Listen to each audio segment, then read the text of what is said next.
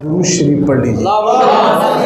اللہم صلی علی سیدنا مولانا محمد عبدک و رسولک و صلی علی المؤمنین والمؤمنات والمسلمین والمسلمات صلاۃ و سلام علیک یا رسول اللہ صلی اللہ تعالی علیہ وسلم۔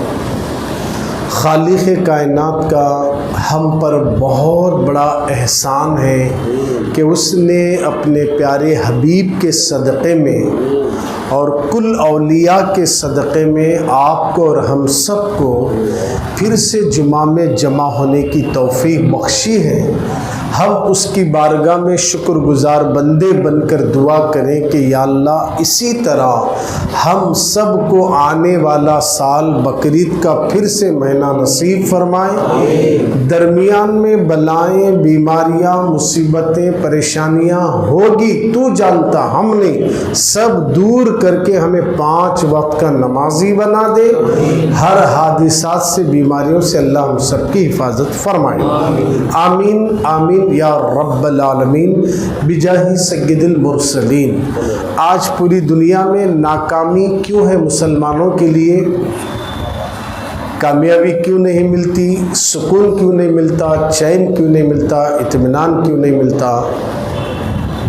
یہ ہمیں آج جاننا ضروری ہے۔ اس کے علاوہ بھی یہ بھی ہمیں معلوم ہونا چاہیے کہ اس مہینے کی چاند کی 18 تاریخ کو، جو آج چاند کی 18 تاریخ ہے، یہ اسلامی ذی الحجہ کا 12واں مہینہ سن 1444 ہجری 18 تاریخ ہے۔ آج کی یہ وہ تاریخ ہے کہ حضرت عثمان غنی کی شہادت کا دن بھی ہے۔ آج ان کا عرس مبارک ہے۔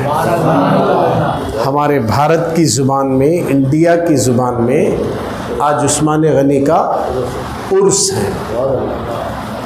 عثمان غنی رضی اللہ تعالیٰ عنہ کون، کیا ہیں، انہوں نے اسلام کے لیے کیا قربانیاں پیش کی، رسول اللہ سے ان سے کیسا رشتہ تھا، کتنی محبت کرتے تھے، یہ بھی آج کی جمعہ میں جاننا ضروری ہے۔ ہم ایک مسلمان ہونے کے ناطے سب سے پہلے یہ نالج ہونا ضروری ہے کہ آسمانی کتابیں کتنی ہیں۔ اگر کوئی سوال کرے تو اس کا جواب ہم دے سکیں۔ آسمان سے اترنے والی کتابیں کتنی ہیں، اگر آپ سے کوئی پوچھے تو آپ سر کھجانے کی ضرورت نہیں، آپ کم سے کم اتنا تو نالج رکھو کہ اسلامی کتابیں جو آسمان سے اتاری گئی ہے وہ 4 ہیں، جن میں توریت شریف، زبور شریف، انجیل شریف، قرآن شریف۔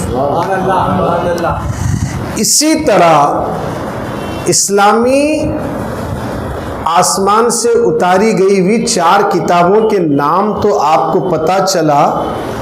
اب 3 کتابوں کو تو اٹھا لیا گیا آسمانوں پر، اس کا کوئی حافظ اور عالم نہیں مل سکتا، چینجز کر دیے اس میں، مگر ایک کتاب ہے وہ قرآن مجید ہے۔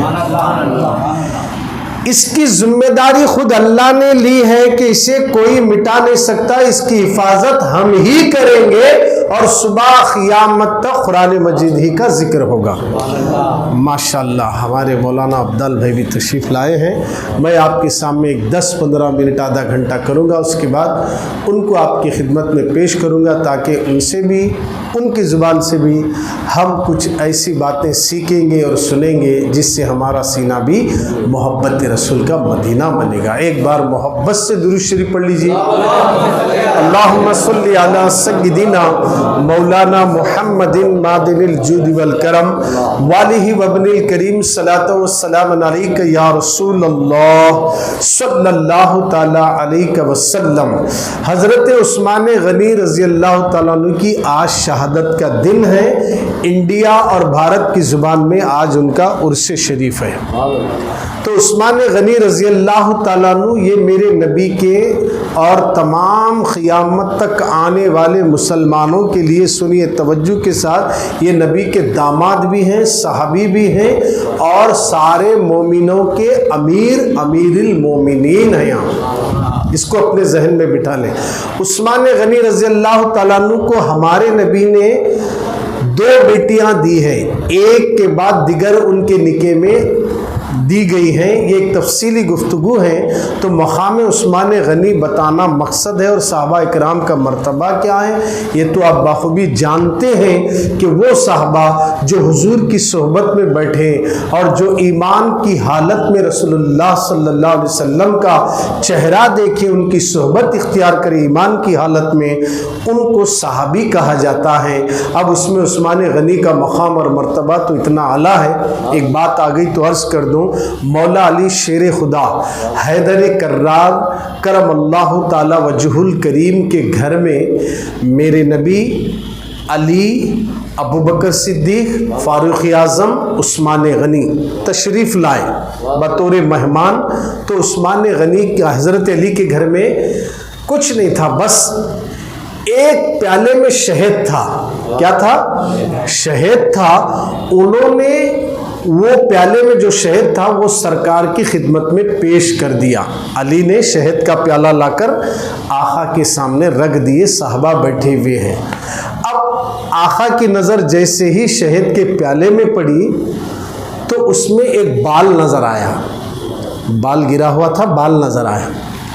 اب جیسے ہی بال پر رسول اللہ کی نظر پڑی تو میرے آقا نے صحابہ سے کہا، یہ پیالہ اور یہ شہد، یہ بال ہم سے کچھ مطالبہ کر رہا ہے، آپ اس سلسلے میں اپنی اپنی سوچ ظاہر کریں، اپنی اپنی فکر کو ظاہر کریں۔ صحابہ سے حضور پوچھیں تو سب سے پہلے بولنے والے ابو بکر صدیق۔ حضرت سیدنا ابو بکر صدیق رضی اللہ تعالیٰ عنہ فرماتے ہیں، یا رسول اللہ، مومن کا دل اس پیالے سے بھی زیادہ چمکدار ہے، مومن کا دل اس پیالے سے بھی زیادہ چمکدار ہے، اور مومن کے دل میں ایمان شہد سے زیادہ میٹھا ہے، اور مرتے دم تک باحفاظت ایمان کو ساتھ لے کر چلنا یہ بال سے زیادہ باریک ہے۔ کتنی بڑی بات ابو بکر نے کی ہے، ایک ایک بات پر اگر ہم تشریح کریں نا کافی وقت لگے گا۔ فرماتے ہیں مومن کا دل اس تش سے زیادہ روشن ہے، اور مومن کے دل میں اس کا ایمان شہد سے زیادہ میٹھا ہے، اور مرتے دم تک یعنی مرنے کے وقت تک اپنے ایمان کو باحفاظت لے کر پہنچنا یہ بال سے زیادہ باریک ہے۔ اب یہ جملہ ابو بکر کا مکمل ہوا تو حضرت عمر بولتے ہیں، فرماتے ہیں حکومت اس تش سے زیادہ روشن ہے، حکومت یہ تش سے زیادہ روشن ہے، حکمرانی کرنا شہد سے زیادہ میٹھا ہے، مگر ہر ایک کے ساتھ عدل و انصاف کرنا بال سے زیادہ باریک ہے۔ کیا بات ہے، کیا سوچ ہے، کیا فکر ہے صحابہ کی، اس ایک تش کو سامنے رکھ کر جس میں شہد کے اندر بال گرنا، اور پھر اس وقت آقا نے صحابہ سے پوچھنا، اور وہ اپنے خیالات کا اظہار کس انداز سے پیش کر رہے ہیں، ذرا غور کرے۔ آج ہماری سوچ اور ہماری فکر کیا ہے، کسی بھی چیز کو ہم دیکھتے ہیں تو اس میں قدرت کے نظارے دیکھو، خدا نے اس چیز کو کیوں بنایا، اللہ نے اس چیز کو کیوں پیدا کیا، اس میں غور و فکر کرے تو یقین جانیے اس کی فکر بھی اعلیٰ ہوگی، اس کی سوچ بھی اعلیٰ ہوگی، اور اللہ اس کو علم میں اضافہ بھی فرمائے گا۔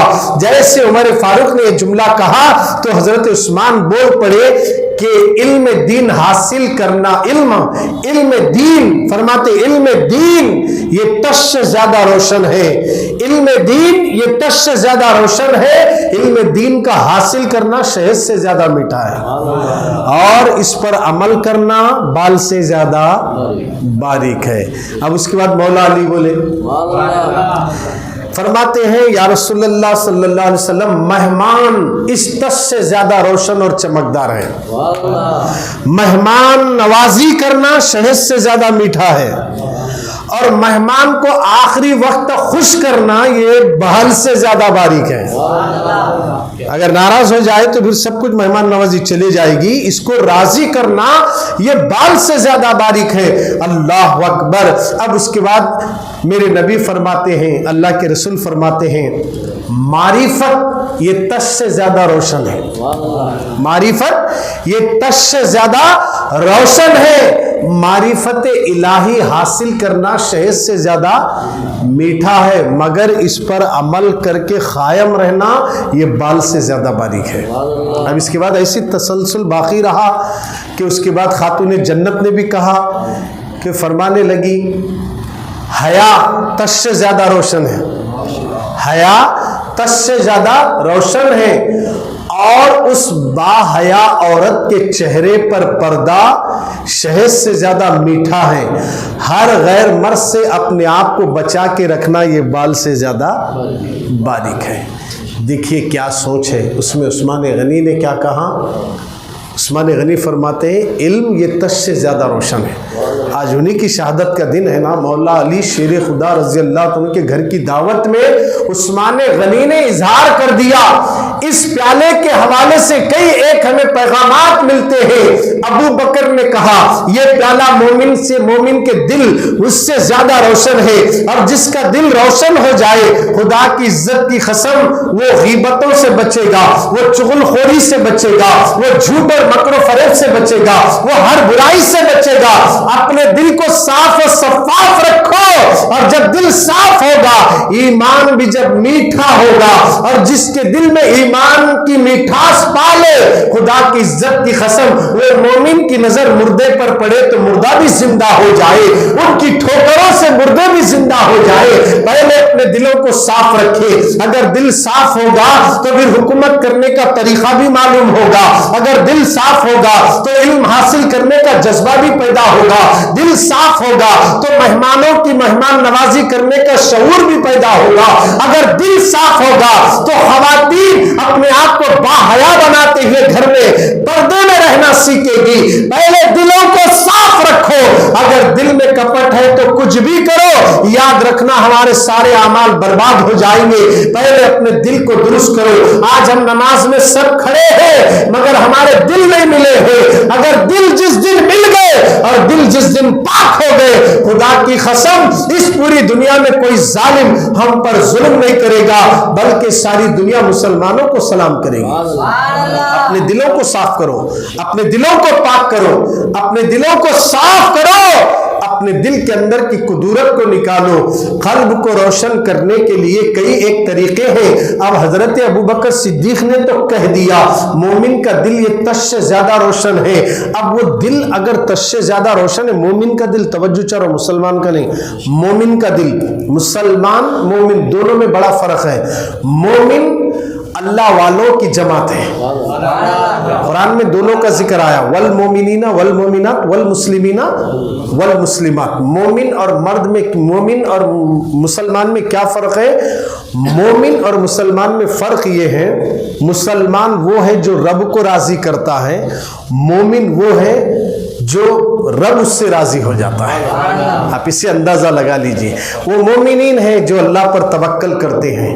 ابھی تو ہم مسلمان رہتے ہوئے بھی پورے مسلمان ہی نہیں بن سکے ابھی تک۔ میم سین لام میم الف نون، آپ کو پتا ہے کہ ان چاروں میم سین لام میم الف نون 6 حرف ہیں، ان میں آپ کبھی غور کریں، یہ ساری صفتیں جب ہمارے اندر ضم ہو جائے گی تب انسان کے اندر مومن کی ایک کلی کھلتی ہوئی نظر آئے گی۔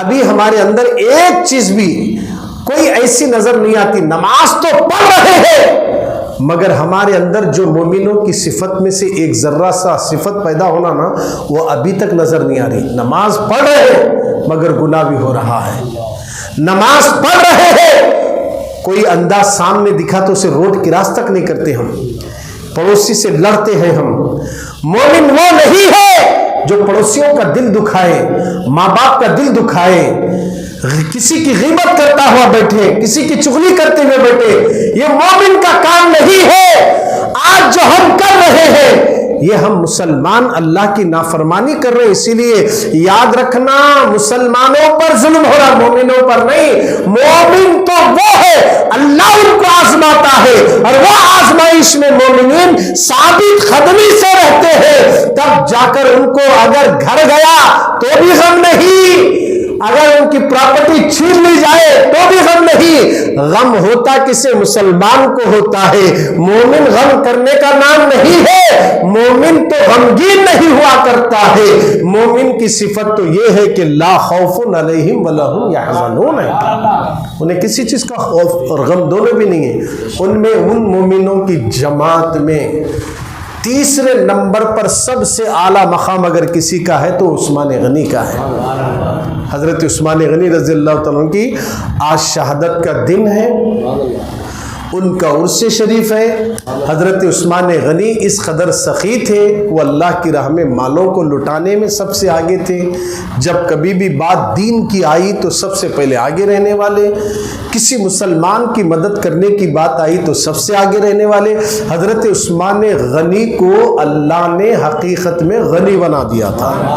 اللہ نے ان کو غنی بنا دیا. تو گویا سرکار مدینہ کے دیوانوں، آج ہم عثمان غنی رضی اللہ تعالیٰ عنہ کی یاد میں اپنے اپنے گھروں میں اپنی حیثیت کے مطابق فاتحہ دلا کر ان کے وسیلے سے دعا کریں، یقیناً ہماری دعائیں قبول ہو جائیں گی. اس سے آپ اندازہ لگائیے. حضرت ابو خلابہ رضی اللہ تعالیٰ عنہ فرماتے ہیں، میں ملک شام گیا تھا. میں نے وہاں ایک شخص کو یہ کہتے ہوئے سنا، میرے لیے جہنم ہے، ہائے افسوس میرے لیے جہنم ہے، ہائے افسوس میرے لیے جہنم ہے، یہ کہہ رہا تھا. تو حضرت ابو خلابہ فرماتے جب میں نے اس کے قریب گیا تو کیا دیکھا، اس کے 2 پیر بھی کٹے ہوئے ہیں، 2 ہاتھ بھی کٹے ہوئے ہیں، اور وہ آنکھ سے اندھا بھی ہے، اوندھے منہ پڑا ہوا ہے، اور کہہ رہا ہے کہ ہائے افسوس میرے لیے جہنم ہے، ہائے افسوس میرے لیے جہنم ہے. میں نے اس سے پوچھا تم اس طرح کیوں کہتے ہو؟ تو اس نے کہا کہ حضرت عثمان غنی کو شہید کرنے کی غرض سے، ان کو قتل کرنے کے ارادے سے جب ان کے گھر کا دروازہ توڑ کے اندر گئے نا، اس میں پہلا شخص میں تھا. بول رہا ہوں وہ شخص بول رہا اللہ اکبر. عثمان غنی کے گھر میں جو گھسے نا اس وقت پہلا میں تھا. اور جب میں اور عثمان غنی کے درمیان میں گفتگو ہونے لگی تو ان کی بیوی نے آ کر مجھے کچھ غصے میں کہا، تو میں اس ہاتھ سے عثمان غنی کی بیوی کو زور سے تماچا مارا. وہ ظالم نے مارا تو حضرت عثمان غنی کی زبان سے یہ جملے نکلے، اللہ تیرے پیروں کو کاٹے، تیرے ہاتھ کو کاٹے، تجھے اندھا بنائے، اور اللہ تجھے جہنم میں داخل کر دے. عثمان غنی کی زبان سے جب یہ جملے نکلے میرے بدن میں رونگٹے کھڑے ہو گئے. عثمان غنی کی زبان سے نکلے ہوئے تینوں جملے بھی اس دنیا ہی میں نے پا لیے، ان کی کرامت ہے یہ. انہوں نے جیسے یہ جملے کہے میرے پیر بھی کٹ ہو گئے، میرے ہاتھ بھی کٹ ہو گئے، میں آنکھ سے اندھا بھی ہو گیا. 3 بددعا کی لپیٹی میں تو آ گیا. اب آخری بددعا جہنم میں جانا ایک بچا ہے. اب مجھے یقین ہے کہ میں جہنم میں ہی جاؤں گا. اس لیے میں کہہ رہا ہوں کہ ہائے میری قسمت، میرے لیے جہنم ہے، میرے لیے جہنم ہے. عثمان غنی کے سامنے ان کی بیوی پر ہاتھ اٹھانے سے بس عثمان غنی کی زبان سے اتنے جملے نکلے، اللہ تجھے اندھا کرے، اللہ تیرے ہاتھوں کو کاٹ دے، اللہ تیرے پیروں کو کاٹ دے اور تجھے جہنم میں داخل کر دے. اے عثمان غنی کے چاہنے والوں، جب ہمارے نبی کے تیسرے خلیفہ اور صحابی ان کے داماد کی زبان کا جب یہ پاور ہے تو میرے نبی کی زبان کے پاور کا عالم کیا ہوگا؟ جو بھی زبان سے نکل پڑا عثمان غنی کے اس پر وہی اثر ہوا اور اسی میں اس کی ہلاکت ہو گئی اور برباد ہو گیا. عثمان غنی کی یہ سب سے بڑی کرامت ہے کہ حضرت عثمان غنی کے سامنے اس نے ان کی بیوی کو ہاتھ مارا، تماچا مارا تو کتنا جلال آ گیا. پتہ یہ چلا سرکار کے دیوانوں، عثمان غنی واقعے میں میرے نبی کے ایسے صحابی گزرے ہیں کہ جو بھی ان کا نام لے کر دعا کرتا ہے اللہ اس کی دعا کو رد نہیں کرتا. یہ ایسے سقی گزرے ہیں، اللہ اکبر. جب بھی ضرورت پڑتی تھی جنگ کے لیے، 1 2 نہیں، جنگ تبوک کا غالباً واقعہ ہے کہ آپ جنگ تبوک کے وقت جب سرکار لشکر کو جمع کر رہے تھے تو اس وقت کی حالت ایسی تھی کہ صحابہ کے گھر میں کھانے کو کھانا تک نہیں تھا، پتے کھا کر زندگی گزارنے کا وقت آیا تھا، ایسی تنگی میں جنگ کو جانا تھا، ہتھیار نہیں، اونٹ نہیں اور کھانے کے لیے اناج نہیں ہے۔ ایسے وقت میں لشکر کو جمع کرے تو عثمان غنی مجمع میں سے اٹھے، بولے یا رسول اللہ میرے ماں باپ آپ پر قربان، 200 اونٹ اور پورا کھانے پینے کا انتظام میری طرف سے ہے، اور محبت سے بولو۔